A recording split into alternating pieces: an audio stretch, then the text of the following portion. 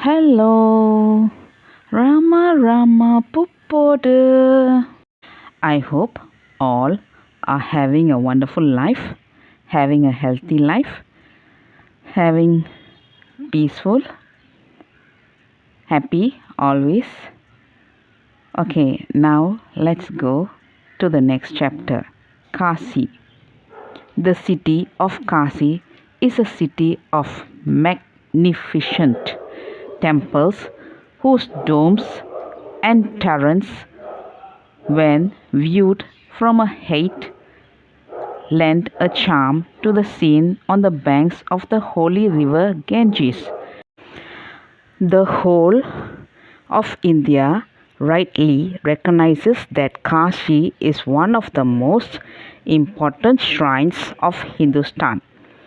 Every day, pilgrims by thousands are pouring into the place from all parts of India. As Ram took Ramdas on this pilgrimage in winter, the cold was very great here, and the Sadhuram and he had not sufficient clothing and sleeping as they were in an open place on the bank of the river. The cold was felt very acutely, especially by the Sadhuram. The Sadhuram was getting every day impatient. His main object of traveling in the north seemed to have been fulfilled after visiting Kashi. Now he wanted to return to South India. Ram's will. Nothing happens in this world but subject to his divine will. Ram's ways are inscrutable. Next day, the train carried the Sadhuram and Ramdas to Ayodhya, the place where Sri Ramachandra lived and reigned. It was night when the pilgrims reached the place. They rested for the night in the open passenger shed outside the station. The cold was intense. The Sadhuram suggested that both should lie down back to back and the backs touching each other. This contrivance was adopted in order to exchange one another's heat of the body for mutual warmth. Really an original idea. Thus passed the night. Early next day, both proceeded into the city and then to the Saraju river. Washing the hands and feet, the Sadhuram suggested that no bath needed to be taken as the cold was very great. So, returning from the holy river, they visited various mandis of Sri Ramachandra and Hanumanji, secured food at a kshetra, and that very night caught a train going down towards Bombay. Now the Sadhu had once for all decided to close northern India pilgrimage and hence the journey towards Bombay. O Ram, thy will is supreme. Although Ramdas has yet to visit most shrines of North India, it is beyond thy humble slave to know the reason of thy taking him to Bombay. Every move you give to the situation of thy Das is considered by him to be for the best.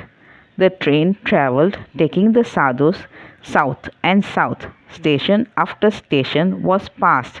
At a small station, while the sadhuram was dozing, some passenger who had not perhaps any pot with him took away while alighting the brass pot of the sadhuram, who woke up and discovered his loss after the train had left that station. He began to fret over the loss a great deal. In fact, he wept bitterly over this loss like a child. The next station was Jhansi, which was duly reached. Hence, the ticket inspection was very strict. So, the ticket clerk pulled down these sadhus as well as many others from other carriages and led them all near the gate leading out of the station. There were in all about 10 sadhus. The ticket clerk made all these sit in a line on one side of the entrance or exit. It was both. The passengers were now going out of the station, and the clerk was collecting tickets at the gate, his back turned against the sadhus, who were made to stand only at arm's length from the clerk. The first in the line of the sadhus was a young sannyasi with a jata or tuft of matted hair. Whenever the ticket clerk had momentary respite from the collection work of tickets, he would turn round and, clutching the jata of the young sadhu who was nearest to him, shake his head violently. The next moment he had to attend to ticket collection.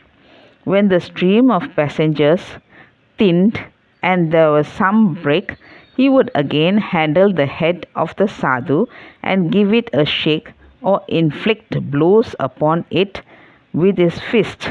While this was going on, by a look at the face of the sadhu, Ramdas made out, who was next to him in the line, that there was a happy smile on the face of the young sadhu.